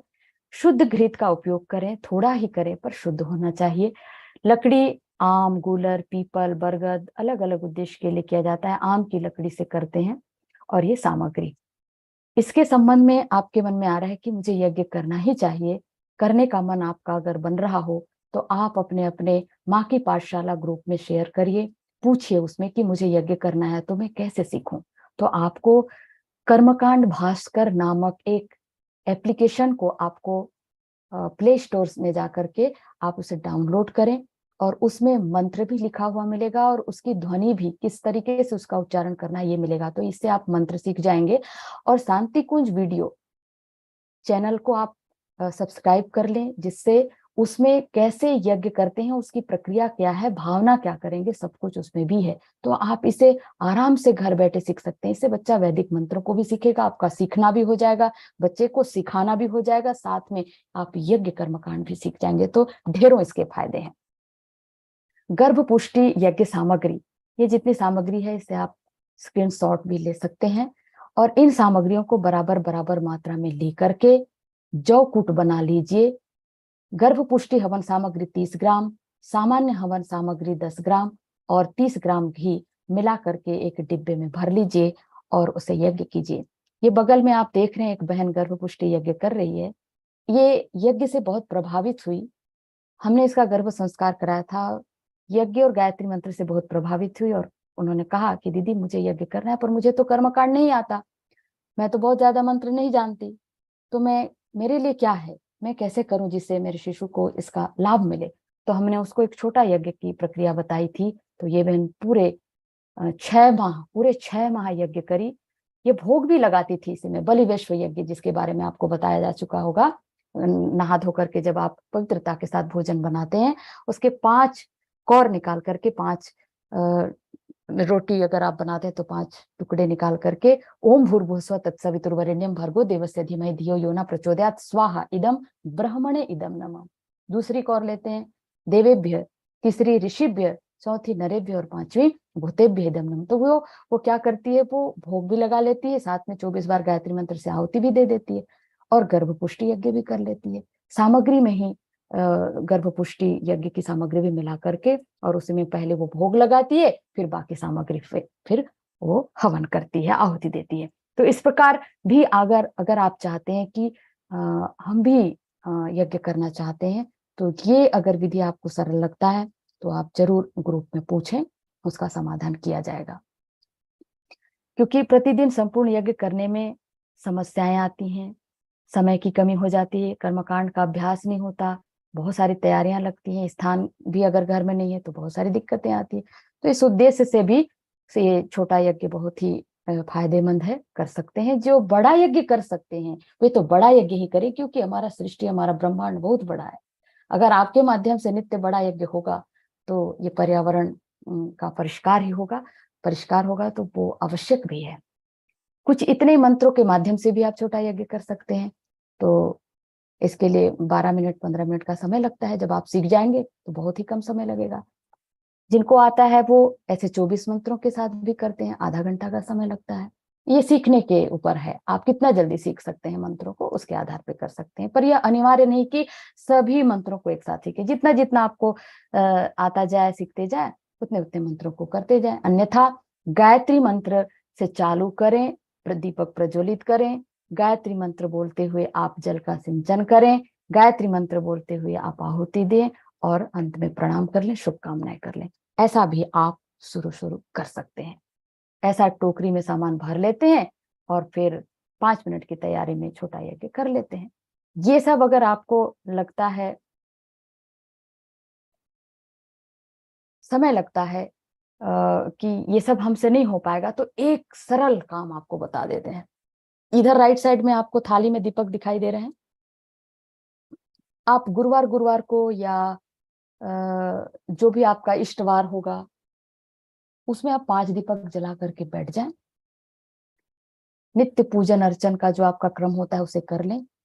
ये 5 दीपक जला करके आप जो है 108 बार गायत्री मंत्र से आहुति दे दें। वो ज्यादा लग रहा है 51 बार कर लें, वो भी ज्यादा लग रहा है तो 24 बार अवश्य करें। अन्यथा प्रतिदिन एक दिए तो आप जलाती ही हैं, तो पूजा आरती करने के बाद में एक दिया जल ही रहा है। आप दोनों हाथ गोद में रख लीजिए, बायां हाथ नीचे, दाहिना हाथ ऊपर, और शिशु के उज्जवल भविष्य के लिए, उसके समग्र विकास के लिए और मानव मात्र, प्राणी मात्र के कल्याण के लिए, सबके उज्जवल भविष्य के लिए, सबको सन्मार्ग पर भगवान चलाए, इस भाव से आप 24 बार गायत्री मंत्र से आहुति नित्य कर सकते हैं, एक दिया जला करके। इतना सरल तो हर एक व्यक्ति से, हर गर्भवती से हो सकता है, तो ये जरूर करें। एक और है जल यज्ञ। हम जब दादी नानी लोग से बात करते थे, तो जब वो लोग तालाब में नहाने के लिए जाते थे तो क्या करते थे, जब वो नहाते थे तो तालाब के अंदर ही कमर तक पानी में जब रहते थे तो अंजलि में से पानी लेकर के सूर्य भगवान को अर्घ्य देते थे। तो उसे हम कहते थे ये सूर्य भगवान को अर्घ्य दे, लेकिन आज हमें समझ में आता है कि ये जल यज्ञ है। डॉक्टर मसूरू इमोटो जो जापानीज साइंटिस्ट हैं, उन्होंने जल पर रिसर्च किया। आप इसका अध्ययन करें, आपके पास नेट है, मोबाइल है, आज आप रिसर्च कीजिए कि उन्होंने अलग अलग जगह का जल लिया, अलग अलग भावनाएं दी, तो अलग अलग भावनाओं का प्रभाव जो है जल ग्रहण करता है, भावनाओं को समझता है। संगीत का प्रभाव देखा, मंत्रों का प्रभाव देखा, अलग अलग तरीके से भावनाएं दी, तो लव और थैंक्स को बहुत अच्छे से एक्सेप्ट किया था और उसकी जो आकृति थी वो सबसे अच्छी बनी थी। उन्होंने रिसर्च किया। तो आप क्या करें, एक कटोरी में जल ले लें, चम्मच ले लें, दूसरी कटोरी खाली रखें। सब पूजा पाठ आरती हो जाने के बाद में 24 बार आप जल यज्ञ करें। चम्मच में जल लीजिए, ओम भूर्भुवस्सुवः तत्सवितुर्वरेण्यं भर्गो देवस्य धीमहि धियो यो न प्रचोदयात् स्वाहा इदम गायत्री इदम नमः। जल की आहुति दूसरी कटोरी में समर्पित करते चलें, और जब 24 बार आहुति आपकी हो जाए तो उस कटोरी में जो जल रखा है उसे आप तांबे के लोटे में डाल करके भगवान सूर्य को अर्घ दे दें। ये जल यज्ञ हो जाएगा। इतना सरल यज्ञ है, तो ये तो हर व्यक्ति से, हर गर्भवती माता से हो ही सकता है। इसलिए हम आपसे हाथ जोड़कर विनती करते हैं, निवेदन करते हैं। जल भावनाओं को तो समझता ही है, पर नित्य आपसे एक बड़ा कार्य हो रहा है। बच्चे को आप यज्ञ सिखा रहे हैं, मंत्र सिखा रहे हैं। मंत्रों का प्रभाव, आपकी दिव्य भावनाएं, आपका पुरुषार्थ बच्चे को आध्यात्मिक बनाएगा और वो भीतर से आध्यात्मिक दृष्टि से वो समर्थ होगा। तो इसलिए शारीरिक, मानसिक, सामाजिक और आध्यात्मिक, ये चारों दृष्टि से बच्चा स्वस्थ होगा, तभी ही अपने जीवन में सफल होगा। और अलग अलग धर्म संप्रदाय के अनुसार से कोई कैंडल, कोई लोभान, इस प्रकार से वे भी कर सकते हैं। क्योंकि आप मंत्र भले ही बदल लीजिए, पर भावनाओं की दृष्टि से सबके लिए उज्जवल भविष्य की प्रार्थना करते हुए करेंगे, तो वो जो आपकी भावनाएं हैं वो सबके हित के लिए होंगे। तो इसलिए निवेदन की यज्ञ अवश्य करना चाहिए। तो इस प्रकार यज्ञ और गायत्री हमारे जीवन का अंग बने, हम इन्हें जीवन में स्थान दें, ऐसी हमारे आप सबसे अपेक्षाएं हैं। और यज्ञ का तो और गायत्री का तो बड़ा विस्तार स्वरूप है, और इसे 1 घंटे में समझा पाना बड़ा मुश्किल है। आपके भीतर भूख जगाने के भाव से हमने प्रयास किया था। तो बहुत बहुत धन्यवाद। निश्चित रूप से आप यज्ञ और गायत्री के बारे में कुछ बहुत तो समझा ही होगा, और पहले से जानते थे तो आप उसे अपने जीवन में स्थान दीजिए, नित्य करिए। शिशु को सत्कर्म और सद्बुद्धि की प्रेरणा भीतर से ही बीज रूप में स्थापित करके उसे इस दुनिया में लाइए, ताकि वो इस जीवन में, इस दुनिया में सफल और खुशहाल इंसान बन सके। ऐसी हमारी हार्दिक शुभकामनाओं के साथ में आज का हमारा यह क्लास पूर्ण होता है। सभी को पुनः पुनः धन्यवाद समय देने के लिए, सुनने के लिए।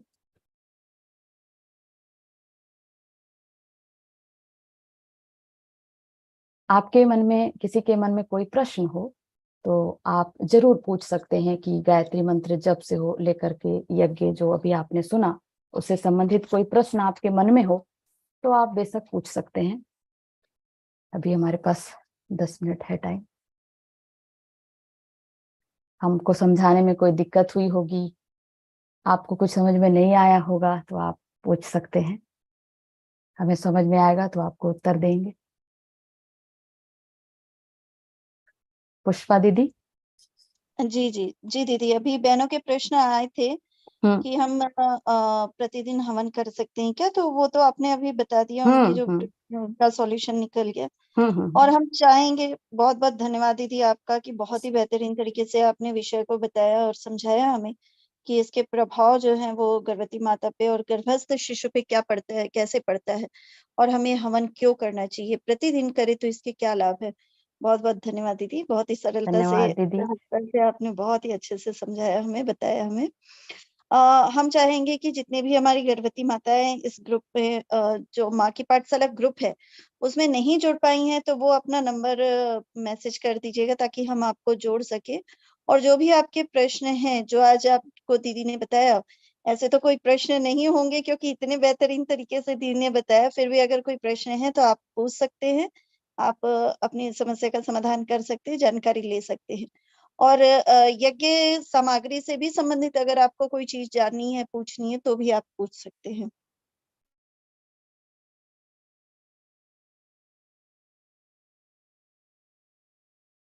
अच्छा, हम पूछें?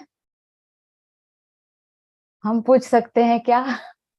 जी जी ये दीदी, बिल्कुल बिल्कुल, पूछिए आप। तो हम पूछ रहे हैं, चैट बॉक्स में आंसर दीजिएगा जिन भी बहनों को समझ में आएगा। कितनी बहनें हैं जो नित्य गायत्री मंत्र का जप करते हैं?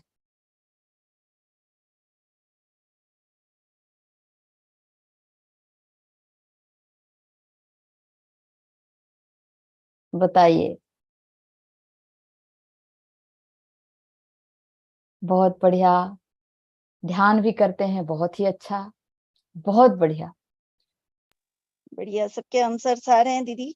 आप लोग जगे हुए हैं, ये बहुत अच्छा है, क्योंकि जब हम पीपीटी शेयर करते हैं ना, तो आप लोग हमें दिखाई नहीं देते, इसीलिए कोई सो रहे हैं या कोई जगे हुए हैं कुछ पता नहीं चलता, इसलिए हम पूछ रहे थे कि आपने सुना, जागरूक होकर के देख रहे हैं, सुन रहे हैं, ये जानने के लिए हम पूछ रहे थे। बहुत ही शुभकामनाएं।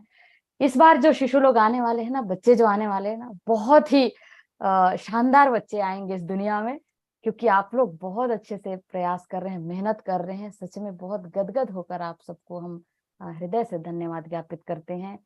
और गुरुदेव, परम पूज्य गुरुदेव परम वंदनीय माता जी, उनका संरक्षण सदैव आपके साथ बना रहे और आप खूब अच्छे से गढ़िए, क्योंकि इस बच्चे के लिए शायद दूसरा अवसर नहीं मिलेगा। दूसरे बच्चे के लिए भले ही मिल जाएगा, इससे ज्यादा ज्ञान आपको मिल जाएगा, ज्यादा ज्ञान एकत्रित करके आप उसके लिए देंगे, पर इसके साथ तो अन्याय होगा यदि आप नहीं दे पाए तो। इसलिए उसको लायक बनाइए और उसे इस दुनिया में लाइए और हर दृष्टि से उसको समर्थ बनाइए। ऐसी शुभकामनाएं, क्योंकि आर्थिक दृष्टि से, भौतिक दृष्टि से तो बहुत लोग प्रयास कर रहे हैं बहनों, पर उससे दुनिया में सुख शांति की स्थापना नहीं हो सकती। दुनिया नहीं बदल सकता उससे, मनुष्य का नस्ल नहीं सुधर सकता उससे। उसका किससे सुधरेगा? चारों दृष्टि से स्वस्थ होना चाहिए। WHO भी स्वीकार करता है इस चीज को, शारीरिक, मानसिक और सामाजिक, आध्यात्मिक, चारों ही दृष्टि से उनको संपन्न बनाना हमारा उद्देश्य है। आओ बढ़े संस्कारवान पीढ़ी के इस प्लेटफॉर्म पर आपको इतना अच्छा ज्ञान मिल रहा है, किसी भी गुरुवार को आप न छूटें, समय पर जुड़ें, नोट्स बनाएं, बार बार वीडियो को देखें, दूसरे वीडियो को भी शांति कुंज चैनल में आप विजिट करें और देखें। ऐसा हमारी शुभकामनाएं हैं। और किसी के मन में, अच्छा, यज्ञ कितने लोग नित्य करते हैं? ऐसे हाथ खड़े कर दीजिए वीडियो ऑन करके, तो हम देख लेंगे। आप चैटिंग नहीं भी कर पा रहे हैं तो भी, नहीं करते दो तो हैंड, हाँ, दो निवेदन है, हैंड निवेदन है कि अब आप करिए। जल यज्ञ तो कर ही सकते हैं, दीप यज्ञ तो कर ही सकते हैं, और सबके मंत्र हैं। अब आप नहीं कह सकते कि हमें तो नहीं आता साहब, हम नहीं कर सकते। अब आप नहीं ठग सकते, नहीं झूठ बोल सकते। झूठ बोलेंगे तो आपका बच्चा भी झूठ सीखेगा आपसे। वो तो देख रहा है, CCTV कैमरा है, सब उतार के ले आएगा। मम्मी को तो आता था लेकिन नहीं करती है, मम्मी तो आलसी है, यही बोलेगा फिर वो। तो इसलिए आप उसके उज्जवल भविष्य के लिए कम से कम जल यज्ञ से प्रारंभ करें, फिर दीप यज्ञ में आइए, उसके बाद फिर छोटा यज्ञ में भी आइए, क्योंकि धूम्र का भी तो लाभ हमको मिलता है ना। तो धुआं का भी तो लाभ मिलता है, यज्ञ धूम्र का, तो जड़ी बूटियों का भी तो चाहिए ना। जो होम्योपैथी के आविष्कारक हैनीमैन हैं, उनका रिसर्च कहता है कि हम किसी चीज को केवल मुख के माध्यम से ही शरीर में नहीं ले जाते। आहार ही नहीं है हमारे शरीर के पोषण के लिए। उनका कहने का तात्पर्य ये था कि आहार ही नहीं है जो शरीर को स्वस्थ रखने के लिए, आहार ही पर्याप्त नहीं है, बल्कि नासिका पुटों के माध्यम से भी, रोम रंध्रों से भी हम चीजों को ग्रहण करते हैं। तो कोई अगर पेशेंट है जिसको कोई कुछ भी वो नहीं खा पा रहा है, तो उसको कैसे पौष्टिक चीजें उसको दें जिससे वो जल्दी ठीक हो। तो उसके लिए उन्होंने बताया कि जब आप जितने भी ड्राई फ्रूट्स हैं, सूखे मेवे हैं, उनको आप आहुति करते हैं, और वो यज्ञ धूम्र जब भस्मीभूत हो जाता है, तो वो फिर पेशेंट के भीतर में नासिका छिद्रों के माध्यम से, श्वास के माध्यम से, अगर प्राणायाम के माध्यम से जाता है, प्राणायाम न भी कर पाए तो श्वास तो लेते ही हैं, तो श्वास के माध्यम से जाएगा तो भी वैसा ही लाभ देगा जैसे मुख के माध्यम से ड्राई फ्रूट्स को खाने से मिलता। कितनी बड़ी बात है। तो आप घर को भी शुद्ध कर रहे हो, और जहां पर यज्ञ होता है वो भूमि दिव्य गुणों को अपने अंदर धारण कर लेती है, और वो घर का वातावरण दिव्य बन जाता है। तो ये बड़ी महत्ता है। बड़े बड़े जो आज तीर्थ कहे जाते हैं, उन सभी जगहों पर, सभी स्थानों पर बड़े बड़े यज्ञ हुए हैं, इसलिए वो स्थान दिव्य है, इसलिए वो तीर्थ कहलाया। तो हम अपने घर को तीर्थ बना सकते हैं अपने नित्य गायत्री जप से। गुरुदेव ने कहा कि नित्य गायत्री जप से हर घर को मंदिर बनाया जाए, और यज्ञ करके उसे तीर्थ बना सकते हैं। तो गायत्री मंत्र का जप और यज्ञ से आप अपने घर को तीर्थ और देवालय बना सकते हैं। दिव्य वातावरण में ही आप शिशु को गढ़िए। उसके समग्र विकास के लिए उसको शांत वातावरण चाहिए, दिव्य वातावरण चाहिए, और उसको पसंद है ऐसा, क्योंकि आत्मा का मूल जो स्वभाव है वो इन्हीं चीजों को पसंद करता है, लेकिन हम उसके लिए ऐसा अवसर नहीं देते, तो उसका जो विकास है वो अलग तरीके से होता हुआ अलग सांचे में ढलता हुआ चला जाता है। उसका परिणाम फिर शिशु जन्म के बाद हमको मिलता है, फिर हम दुखी होते हैं, परेशान होते हैं। तो इसलिए आप सचेत रहें और जागरूक होकर के गढ़ें। आलस्य प्रमादवश किसी भी छोटे से छोटे कुसंस्कार की छाप न पड़ जाए, इसका ध्यान रखिएगा और उसके परिष्कार के लिए प्रयास करिए। ऐसे ही शुभकामना सबके साथ में है। तो मेरे ख्याल से काफी समय हो गया है, 5:30 बज गया। जी, 2 लोगों का हैंड रेस है, तो हम उनको माइक ओपन करने के लिए, अनम्यूट होने के लिए दे रहे हैं ऑप्शन। आप अनम्यूट हो सकते हैं, अनम्यूट होकर जो भी प्रश्न होंगे आपके, आप कर सकते हैं। अनम्यूट का ऑप्शन दिए हैं, आप अनम्यूट का ऑप्शन टच करिए, फिर आप अनम्यूट हो सकते हैं।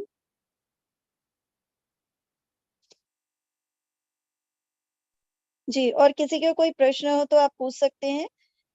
हवन के बारे में, यज्ञ के बारे में बहुत ही अच्छे से दीदी ने बताया। हम किसी भी रूप में यज्ञ कर सकते हैं। सबसे महत्वपूर्ण चीज होता है भाव का। आप भावनात्मक पूर्ण रूप से यह यज्ञ करें। सबसे महत्वपूर्ण चीज है कि जो अभी हम कर रहे हैं वो हमारे गर्भस्थ शिशु को सिखाने के लिए, उसके अंदर ये गुण को डालने के लिए, उसका प्रभाव डालें हम, बच्चा सीखे, ये महत्वपूर्ण चीज है। लेकिन ये सीखे इसलिए हम सिर्फ करें ऐसा नहीं, हमें भावनात्मक रूप से ये कार्य करना होगा और इसको समझना होगा कि इसके फायदे क्या होते हैं।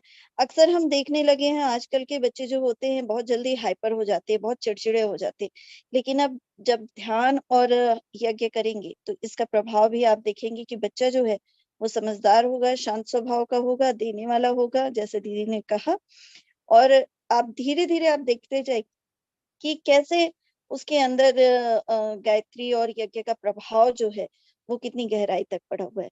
तो बहुत-बहुत धन्यवाद दीदी का कि इतने अच्छे से उन्होंने हम सबको इसके बारे में बताया। और जिन धन्यवाद लोग ग्रुप सभी में बहनों को। जी, जिन लोग ग्रुप में नहीं जुड़े हैं और वो अपना नंबर देना चाहें कि हम माँ की पाठशाला ग्रुप में जुड़ने के लिए, वो शेयर कर सकते हैं। और अगर कोई क्वेश्चन नहीं है तो हम चाहेंगे कि शांति पाठ की ओर हम बढ़े। और अगले जो क्लास होगी, अगले गुरुवार की क्लास, ये जो क्लास होगी क्रिएटिविटी की होगी, रचनात्मक क्लास होगी। तो इसके लिए आपको ग्रुप में शेयर कर दिया जाएगा कि क्या चीजें आपको अपने साथ लेके जुड़ना है, ताकि हम कुछ क्रिएटिविटी कर सके, क्योंकि कुछ चीजें हमें बनानी भी आवश्यक है। तो ये चीजें हम अगले जो सेशन होगा अगले गुरुवार को, उसमें जानेंगे और सीखेंगे, ताकि बच्चा जो है उसका भी बौद्धिक विकास जो है रचनात्मकता की ओर हो। एक बिल्कुल, हैंड रेस बहनों तो का हो रहा है। नंबर आया है दीदी जी, इसमें जी। ऐड करने के लिए, उसको देख लीजिएगा। जी, मैं स्क्रीनशॉट ले ली हूँ दीदी इनका। हाँ हाँ हाँ, ठीक है। अच्छा, एक चीज और आज की क्लास से हट के एक बात है कि आप लोग जो भी एक्टिविटीज कर रहे हैं, जो भी अब जैसे क्लास हो रहा है तो बहुत सारी चीजें आपको जानकारी मिल रही है और आप कर भी रहे हैं। तो ये जो भी आप कर रहे हैं ये शिशु के अंदर तो स्थापित हो ही रहा है, तो शिशु जन्म के बाद जरूर उसकी वीडियो क्लिपिंग बनाएं और ग्रुप में शेयर करिएगा। हो सकता है आपका ये प्रयास वो रिसर्च के काम आ जाए। रिसर्च भी बड़े स्तर पर चल रहा है, तो देखेंगे कि कौन सुभद्रा है जो अभिमन्यु को गढ़ कर निकाली है, उसका वीडियो हम लोग को बेसब्री से इंतजार रहेगा। तो आप जी, गढ़िए। भरत चाहिए हमें, हमारी डिमांड सुन लीजिए। हमें भरत चाहिए, हमें अभिमन्यु चाहिए, हमें राम चाहिए, कृष्ण चाहिए, निजामुद्दीन औलिया चाहिए, सेंट फ्रांसिस ऑफ असीसी चाहिए, बुद्ध चाहिए, गौतम चाहिए, हमें हमें आप दीजिए। हमें विवेकानंद जी श्रवण चाहिए। जी, कुमार चाहिए, विवेकानंद चाहिए, हमें महावीर चाहिए। आप में से कोई दे सकता है तो दीजिए, क्योंकि ये धरती महापुरुषों के अकाल से इस समय ग्रस्त है, कहना चाहिए। उन्हें आप हरा भरा बनाइए, ऐसी अपेक्षा है, युग की आज की मांग है, डिमांड है, ऐसी प्रार्थना है आप सभी बहनों से। तो वो जल्दी दीजिए, हमें अच्छे से गढ़िए आप। जी। तो वास्तव शांति में पाठ। आज हमें महापुरुषों की आवश्यकता है। तो अब हम चाहेंगे कि दीदी इस कार्यशाला का समापन शांति पाठ के माध्यम से करें। जी जी मीनाक्षी बिल्कुल। दी। हाँ दीदी, सभी बहनों को बहुत ही गदगद होकर बहुत ही हम धन्यवाद मन से करते हैं। आपने बहुत अच्छे से सुना और समय दिए। आप जीवन में भी उतारें तभी इसका लाभ होगा, अन्यथा दिमाग तक रहेगा तो कोई भी लाभ आपको नहीं मिलेगा। तो जरूर मंत्र लेखन करें, जप करें, नहा धोकर करें। लेखन किसी भी अवस्था में कर सकते हैं। यज्ञ जरूर करें। नित्य नहीं हो पाता तो सप्ताह में एक बार करें, 3 दिन में करें, 4 दिन में करें। सुबह नहीं हो पाता शाम को कर लें, अवश्य करें। ये प्रार्थना है आप सबसे। और इन्हीं दिव्य भावनाओं के साथ में गर्भस्थ शिशुओं के उज्जवल भविष्य हो, इस भाव के साथ में आइए सर्वत्र शांति की स्थापना का भाव करते हुए शांति पाठ। ओम द्यौः शान्तिरन्तरिक्षगं शान्तिः, पृथिवी शान्तिरापः शान्तिरोषधयः शान्तिः, वनस्पतयः शान्तिर्विश्वे देवाः शान्तिर्ब्रह्म शान्तिः, सर्वगं शान्तिः शान्तिरेव शान्तिः, सा मा शान्तिरेधि। ओम शांति शांति शांति, सर्वारिष्ट सुशांतिर्भवतु। पुनः अगले गुरुवार को सभी मिलेंगे। समय के साथ सभी जुड़ने का प्रयास करिएगा। जी धन्यवाद। प्रणाम सभी को। गायत्री सोनी दीदी, आपको अनम्यूट किया गया है, आप देखिए मैसेज। जी दीदी। जी दीदी, गायत्री दीदी। जी आप अनम्यूट कीजिए दीदी। अनम्यूट करिए दीदी। स्वयं से अनम्यूट नहीं हो रहा है। अच्छा आल मैं मैसेज की। हाँ दीदी, अनम्यूट करिए दीदी, मैं मैसेज कर रही हूँ, अनम्यूट करिए। हाँ जी हो हो गया। गए हैं जी। हाँ अब आप। जी हाँ प्रणाम मीनाक्षी दीदी, प्रणाम। प्रणाम दीदी, प्रणाम प्रणाम। और प्रणाम सभी दी, बहनों प्रणाम। को प्रणाम। सभी गर्भवती माताओं को बहुत शुभकामनाएं। बहुत बढ़िया सेशन रहा आज का। दीदी मैंने से अपने आप को अनम्यूट करने के लिए कहा था कि जी किसी बहन का मैसेज आ रहा था कि कवर्धा से पांडातराई से किसी का नंबर हो तो दीजिए करके। तो मैं जानना चाह रही थी कि कौन सी बहन है जो कवर्धा से जुड़ी हुई है, और ताकि हम उनको अपने जिले की पाठशाला ग्रुप में ऐड कर सके। जी जी बिल्कुल दीदी। एक बहन का मैसेज है इसमें। जी, तो मैं जो भी चेक। बहन होंगी, हाँ, थोड़ी जानकारी दे देंगी, क्योंकि यहाँ कवर्धा का पूरा हम लोग देख रहे हैं। मधुबाला साहू दीदी हैं, मधुबाला साहू दीदी। अच्छा, मधुबाला साहू दीदी। जी जी जी। जी ठीक है मधुबाला दीदी, मैंने अपना नंबर चैट बॉक्स में डाल दिया है, कबीर धाम लिख करके।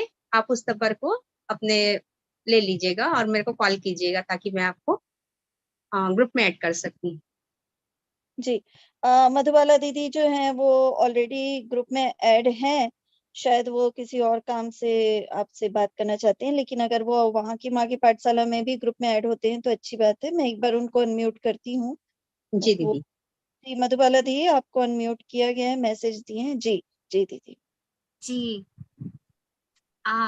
यज्ञ के लिए और उनके हवन सामग्री के लिए मुझे बात करना था उनसे। जी जी जी स्वयं गायत्री दीदी है ना, गायत्री यज्ञ के लिए जरूर बताएंगी। सब सब जी उपलब्ध गायत्री हो जाएगा। बिल्कुल बिल्कुल आसानी से। गायत्री दीदी अपना नंबर दिए हुए हैं चैट बॉक्स में। मधुबाला दीदी आप उसको स्क्रीनशॉट ले लीजिए, फिर गायत्री सोनी दीदी से आप संपर्क कर लीजिएगा। जी दीदी। जी, जी बहुत अच्छी क्लास रही दीदी, मीनाक्षी दीदी, बहुत धन्यवाद। बहुत धन्यवाद दीदी, बहुत बहुत बहुत शुभकामनाएं। धन्यवाद। जी जी, हमको तो जरूरत है, पूरा खाली हो गया है अभी। बढ़िया सेशन चल रहा है, बहुत बढ़िया। उम्मीद है कि सभी गर्भवती माताएं लाभ ले रही हैं सेशन का। और जैसा कि दीदी ने कहा कि हम भी देखना चाहते हैं कि कौन सी सुभद्रा माता है जो हाँ हाँ अभिमन्यु बिल्कुल को इस धरती बिल्कुल। पे ला रही है, कौन गौतम बुद्ध को ला रही है, कौन हमारे परम पूज्य गुरुदेव को ला रहे हैं। हाँ कोई तो कोई तो हो जो जिसने जी गायत्री मंत्र को सर्वव्यापी बनाया है। ऐसे भी दिव्य बिल्कुल चेतना को कोई लाने में समर्थ हो तो बिल्कुल स्वागत है बिल्कुल, बोलिए। बहुत बहुत बिल्कुल स्वागत है। बिल्कुल। बहुत बहुत जरूरी है, क्योंकि गुरुदेव कहते ही है ना, जैसे सुभद्रा जो है, हालांकि जब चक्रव्यूह भेदन के बारे में अर्जुन उनको बता रहे थे, उन्होंने भेदना तो सीखा, वहां तक तो सुना, लेकिन वापस आने की प्रक्रिया नहीं सुन पाई और सो गई। और आज जो है हमारी सभी सुभद्रा माताएं जो है वो सोई हुई हैं। लेकिन अब मुझे लगता है कि इस क्लास के बाद समझ आ रहा है कि माँ की पाठशाला में जुड़ती जा रही है हमारी गर्भवती माताएं और जागृत होती जा रही हैं। तो जरूर हमको इसका लाभ और हमको अभिमन्यु बिल्कुल मिलेंगे ही मिलेंगे। जी बिल्कुल स्वागत है, बिल्कुल स्वागत स्वागत है। है आने वाले अभी सभी अभी अभिमानियों का। अभी गुरु पूर्णिमा से लेकर के श्रावणी पूर्णिमा चांद्रायण अनुष्ठान साधना होती है। तो ये जी बहुत अच्छा समय है। सभी गर्भवती बहनें मंत्र लेखन, जप, ध्यान साधना आप कीजिए। आपको भूखे रह के कोई भी उपासना नहीं करनी है। सूक्ष्म नाश्ता करके ही आप लोग करें, पवित्रता का ध्यान रखकर करें और बड़ी शांति के साथ करें। बिल्कुल समय विशेष का भी बड़ा लाभ होता है ना। एक विशेष समय में जैसे कि पाराशर ऋषि और मत्स्य कन्या का जो योग हुआ था, जिससे वेदव्यास जी आए थे, तो एक विशेष समय था जिसके कारण वो जीवात्मा अवतरित हुई थी। तो वैसे ही समय का बड़ा महत्व होता है। उस समय जपने से, उस समय साधना करने से उसका ज्यादा लाभ मिलता है। तो तीनों नवरात्रियां, जैसे अभी गुप्त नवरात्रि, आज एकादशी है ना, और जी फिर अभी गुरु पूर्णिमा से श्रावणी पूर्णिमा का 1 माह का समय है। वैसे ही 2 आने माह वाले है। 2 नवरात्रि हैं। तो जी इसको तो बिल्कुल आप न चूकें और करें। और बाकी जी नित्य तो आपको करना ही है यथासंभव। आप किसी भी कार्य को एकदम बर्डन लेकर दिमाग में ऐसा ना करें। सहजता के साथ, सरलता के साथ समस्याओं का समाधान खुद ढूंढिए। परेशानी आ रही है तो फेस कीजिए, तभी तो आपका बच्चा सॉल्यूशन फाइंडर होगा। नहीं तो फिर प्रॉब्लम काउंटर लेकर के बैठ जाएगा, समस्याओं का पूरा भंडार लेके बैठ पिटारा। जाएगा। और हाँ, तो ये प्रॉब्लम बिल्कुल हो जाएगा। तो आपको एक ब्रह्मास्त्र पकड़ाया गया है कि यज्ञ और गायत्री को उतार दीजिए उसके जीवन में, सारा कुछ ठीक हो जाएगा। सद्बुद्धि बिल्कुल रहेगी। क्योंकि हम्म जी जी जी जी। क्योंकि जब गायत्री मंत्र का आप जप करेंगे, ध्यान करेंगे, तो आप देखेंगे कभी भी कोई भी समस्या आएगी, आप समस्या जैसे ही कोई भी समस्या आई, आपके अंतःकरण से तुरंत उसका आंसर आ जाता है, उसका समाधान आ जाता है। आप इसको स्वयं महसूस करने लगेंगे। तो जब आप गायत्री मंत्र का ध्यान करेंगे, जप करेंगे, मंत्र लेखन करेंगे, इसका अनुभव भी करेंगे, तो जब समस्या आएगी तो समाधान भी मिलेगा। और गर्भस्थ शिशु भी है, वो भी समस्या का समाधान बहुत ही आसानी से, सहजता से वो कर पाएगा, समझ पाएगा, विचलित नहीं होगा। मन जो है ना उसका विचलित नहीं होगा समस्याओं से। तो इस चीज को आप जरूर करिए। और समय काफी हो गया है, तो हम चाहेंगे कि अब इस शांति कक्षा पाठ का भी हो समापन हो गई है। जाए। शांति पाठ भी हो गया है। हो गई है। चलिए चलिए ठीक सभी को है, प्रणाम, मिलते बहुत हैं। बहुत सभी को धन्यवाद। प्रणाम।